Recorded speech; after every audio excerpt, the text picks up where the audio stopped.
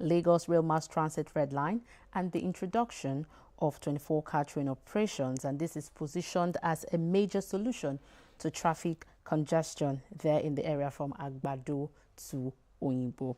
But beyond the excitement, I'll be asking questions about sustainability, capacity management, integration, and of course, what is the way forward? And of course, what benefit will this be for Lagosians or the commuters? Joining us on the conversation is, he's a friend of the house.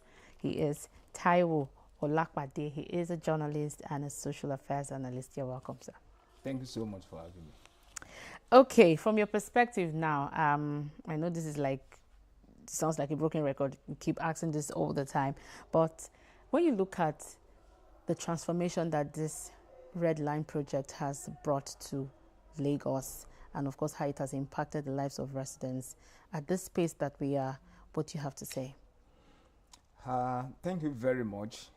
For me, I think it's indeed a welcome development in the sense that particularly at this point in time that we are battling with the hike in the cost of fuel, which is also orchestrated by what we are seeing in between U.S., Israel, and Iran war. Of course, Nigeria is not isolated.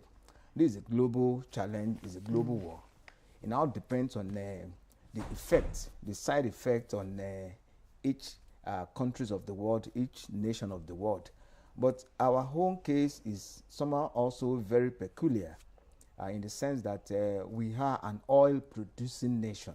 But sadly, we only export the crude oil, we don't refine as the case may be. But thank God, the intervention of Dangote refinery, if not for Dangote refinery, sincerely, only God knows how much we be buying fuel per liter at the moment in the country. So I say precisely that this, whether the blue rail line, whether the red line, whether the yellow, all sort of names, the orange, we know the governor is so pragmatic as regards giving names to this rail line. It's a welcome development and it's timely. And because there is no way we can discuss this topic that will not also make reference to what is going on as regards the hike in the fuel price. If you go on the road now, nowadays, you also see fewer vehicles on the road. And that is also the excuse or the reason is not far-fetched. The cost of fuel is on the high side and salary is not being increased. Salary remains static. And you know that the needs and wants of human beings will continue to evolve, you know. And whether we like it or not, this same fuel also evolve or also affect every other things that we do, whether in the homes, on the road, in various, destination, various offices. You cannot do without fuel. Whether you are buying fuel inside your vehicles, your generators, well, in some areas, power is stable at the moment, and in some areas, they're almost in total darkness. So they rely on this same fuel, and then it's the reason why we're having fewer vehicles on the road. And the intervention of this, either the blue rail line or even the red rail line, particularly for the residents of Lagos, is indeed timely. And for me, I give kudos to Lagos State government for this laudable initiative, because if not, you can see even the beauty and the results coming from a BRT. You know how many people commute from one point to the other, BRT, and they even made it so easy for people. You can drive in, park your vehicle, board the bus, go to your destination, come back and pick your vehicle. That is what is obtainable in a developed society. So once again, I say kudos to Lagos State government in this regard. Again, I have commuted on both the blue and red lines, and so when I did a report on the red line and speaking with the commuters, and a lot of them were saying, oh, we want more coaches to help reduce wait time and all that. And, and for this to happen now, the government, including the 24-car train, That means that we have a listening government. And so I'd like us to look at how this would also impact on productivity. This will also impact on reducing travel time for commuters. Definitely, this is a valid question that you have asked. Unfortunately, you remember the NSAS saga, in which well over 100 vehicles, BRT, were burnt in different parts of Lagos, particularly in Oyingbo, because I live very close. So I went there as a journalist. In fact, I don't know how many years it will take Lagos State government sincerely to put this behind, because imagine that at this present time of this crisis, this fuel global crisis, we have such vehicles on the road. I'm sure maybe half of residents will have decided to have their cars, their vehicles back home. But we saw what happened, the way people set ablaze all those vehicles as if it belongs to Governor Sanwo-Olu. It doesn't belong to. It belongs to the people of the state. It's part of infrastructure that's supposed to ensure that we have a very desirable society, a very welcoming and a very conducive environment for you and I to live. But we have put that behind us. But I'm saying that imagine that we have such a number of fleets, of those BRT vehicles on the road, and we're having this crisis. It will even reduce the fare prices, because when we have more vehicles, that means we also have more people that will also commit on those vehicles. Sometimes I'm on the road, particularly Ikorodu Road, I see people at different BRT points waiting for vehicles to come. This is the result of what we did to ourselves in that, is it December 2020, thereabout, NSAS? That's what we did to ourselves. So, because Lagos is also a mega city, it has achieved a mega city status. And when we say mega city, we are talking about a state that has huge population. And traffic is also one of the common thing that is also associated, with cities around the world. You talk about Joburg, New York, and the likes, Paris, or every other countries of the world that has achieved a status of a mega city. Whether you like it or not, you will see traffic. But what makes it different from each other is how the management of such traffic that will not really tell more on the commuters. Because if you also look at how much Lagos lose on a yearly basis when it comes to traffic logjam or traffic, it runs into several billions of naira because of the fact the way people spend rather most of their time in traffic, whether you are going to work or you are also returning back home. And that's why people also leave so early, just to avoid this traffic. So this blue rail and the railway definitely, if well deployed, we go a long way in ensuring that most of the traffic bottleneck that we see, or the logjam as you may want to call it, is reduced to barest minimums across the city of Lagos.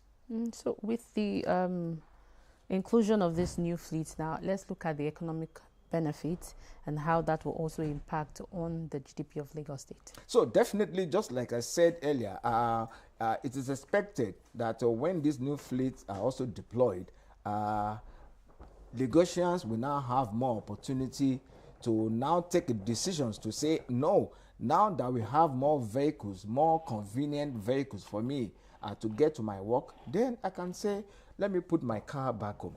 Then we also see a situation whereby the traffic bottleneck will reduce. The cases of people entering into one chance. I'm happy that in recent times we have not had that nasty experience in Lagos. Usually we used to hear about one chance, because people rush into the bus without looking at whether the driver or the people you met, because we are always in a rush. And you cannot blame residents of Lagos. You have to meet deadline. You have to get to your office, otherwise you are queried. In a situation where you are also trying to ensure that you keep your jobs. So your boss can't afford you coming late to work on a daily basis. So people jump into vehicles, and in the long run, they jump into the waiting ant of people who I see as enemy of the state. So most of these things, like I said, will be reduced or even eliminated to a very large extent, because Lagosians will now have the mindset of ensuring that these are government infrastructures, these are government property that also in the long run belongs to us.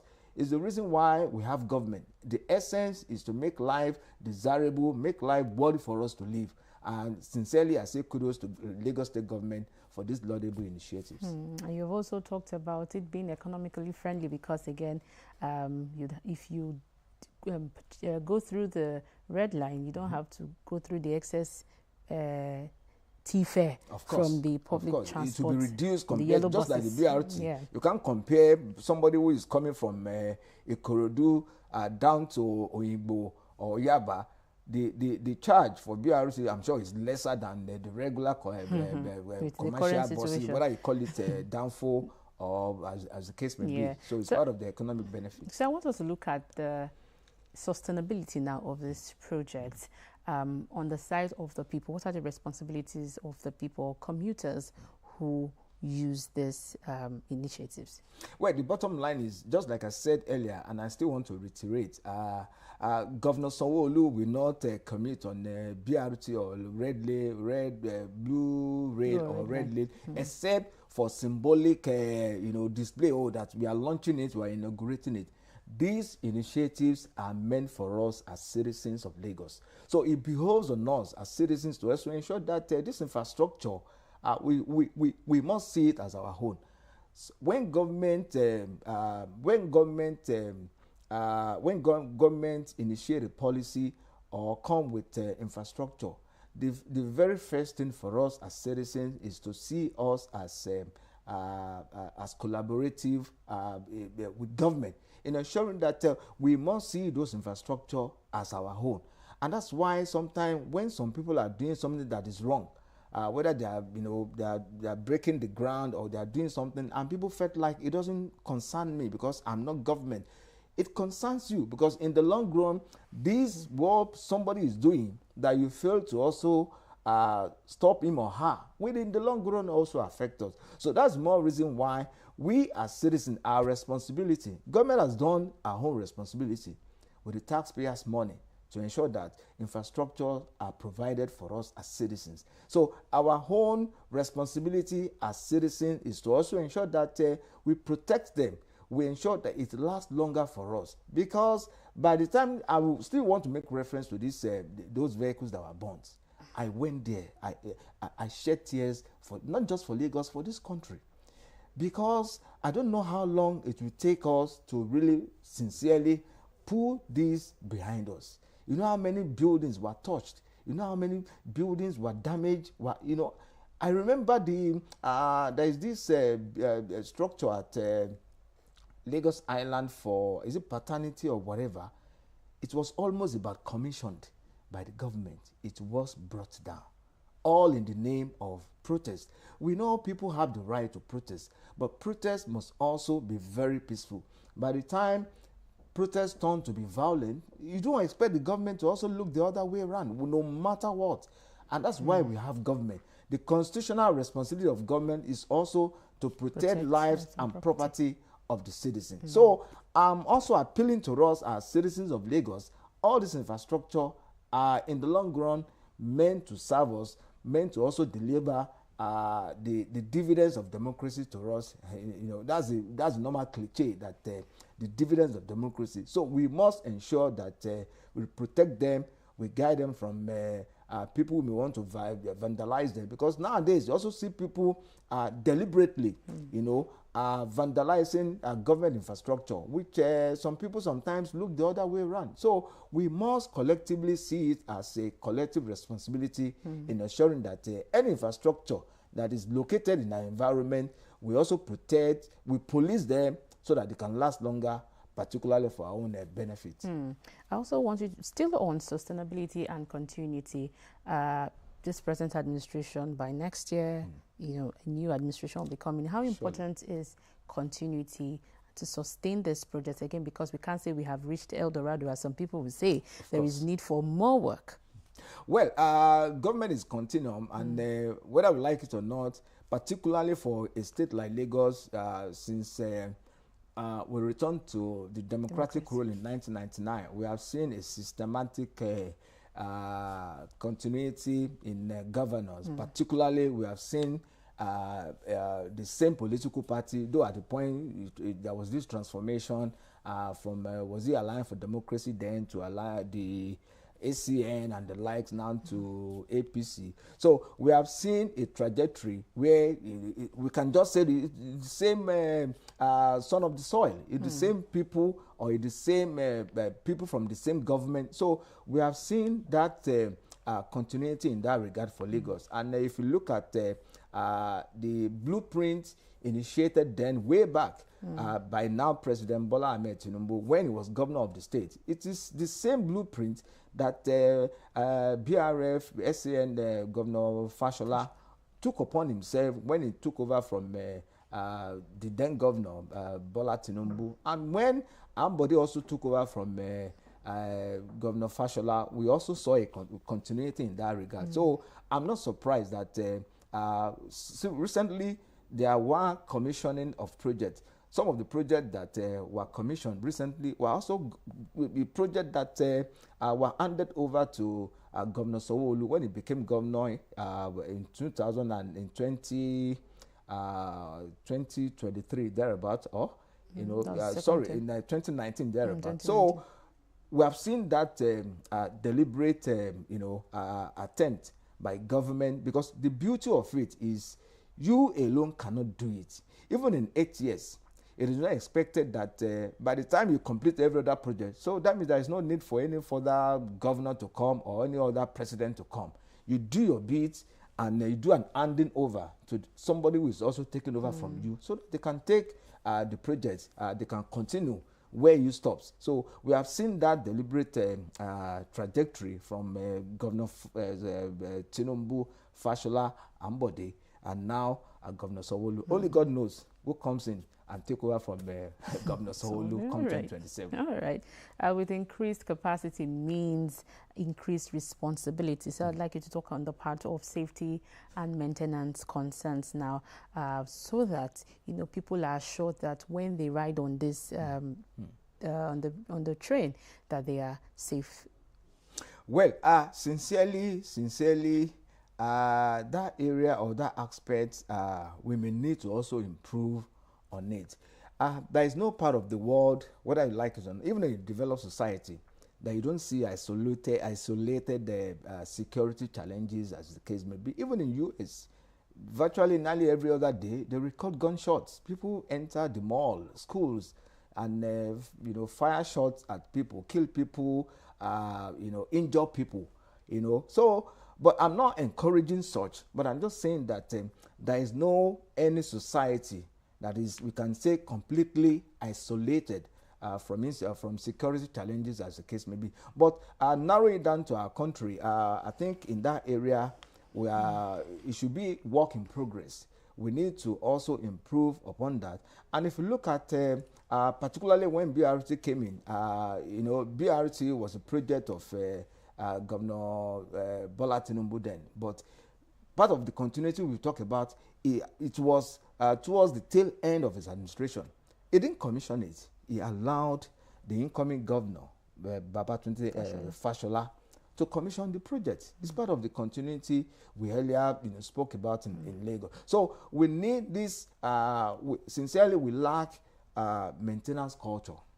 And that's the reason why most of the edifice, most of major projects in the country, go and look at the National Stadium in Surulere. When that stadium was stadium, you know how many international matches were played on that field, at that National Stadium. Go and see what that stadium has become today. It has become a shadow of itself because of lack of maintenance culture. Some of our roads that get bad or get so much dilapidated is also because there is no continuity in terms of maintenance, and particularly for road. I will also give kudos to Lagos Public Works Corporation. You see them regularly on a daily basis. You see them, whether you like it or not. If it needed that they should do patching of road, you see that, but you just see their hands constantly on those roads. Because if road doesn't just get so bad just like that in a day, but it is not overnight. But because we don't consider them as priority, there is no sustainability in terms of maintenance culture. So I expect that the government will be looking into that direction, because these are projects of these are legacy projects, whether you like it or not. They are legacy projects, and I'm sure that the governor will, even when he leaves office, there must be a maintenance culture that the next governor will just continue from wherever Governor Sanwo-Olu stops, as regards this rail, this red, blue, whether yellow, that will still come on board before he leaves office come 2027. Let's also talk about integration of our transport systems here in Lagos. Well, in terms of integration, we have seen intermodal transportation system. We see the rail project. We see the road network. We see even the water transportation system is also gaining momentum in Lagos. Gone are the days when we also usually experience boat capsizing and losing lives and losing property, because we now have more jetties built across the city. We have more standard ferries now being operated, alongside some even privately owned ferries. Even some privately owned ferries, they even look so mature, so good. Except for the fact that some of my friends that also lives around Ikorodu that commute on this ferry, sometimes they say it's also expensive, particularly if it's government, that there must be a kind of reduction in the price so that they can also continue to patronize them. And the reason why we have also seen lately reduction in terms of both capsizing is because there is a standard rule that if you are going on a ferry, you must have your life jacket on. And I know a couple of friends that also live around the corridor that they took it upon themselves that anytime they are leaving homes, they don't also rely on the life jacket of either privately run ferries or even government. They bought it, they wear it as part of their own regular, and that's part of the safety we talk about. So the nature of the way the government has, because whether you like it or not, transportation is a major way by which you can also, like you said earlier, you can measure the GDP of a nation, because people need to commit, whether you like it or not. People must move from point A to point B. And when such movement is now being hindered or challenged, definitely it will affect socioeconomic development of any nation. That's why you see people abroad, they don't go out with their vehicles. It's very rare. They go on tube, they go on trains, they get to work. Some people even go as far as, because the road network, the train is very effective. And you don't dare even miss, because when you miss, of course, another one will come. But definitely, it's part of. They have a system that works, and it's not rocket science, and it's not gainsaying that we can also match up with them if we do the needful, because God has also provided us rather, particularly with the financial resources that we need. The human capital, human resources is also there. So if you can match these together, definitely it may not also take us time to now be also saying that we can be looking ahead at what we see where we travel abroad in London, UK, US, and the likes. It is not they didn't achieve such in a day, but because of deliberate policy systems that works. Who says we can also not have such a system in our country, Nigeria, and particularly in Lagos State? As the city continues to grow, so too must the systems that supports its people. And our guest here has commended the government for the new 24-car trains. And of course, the responsibility lies on us, the people, to maintain these projects. Thank you so much, Taiwo Olapade, journalist and social affairs analyst, for sharing your time and, of course, insight on this topic. Thank you so much for having me. Yeah, the program continues. Stay with us.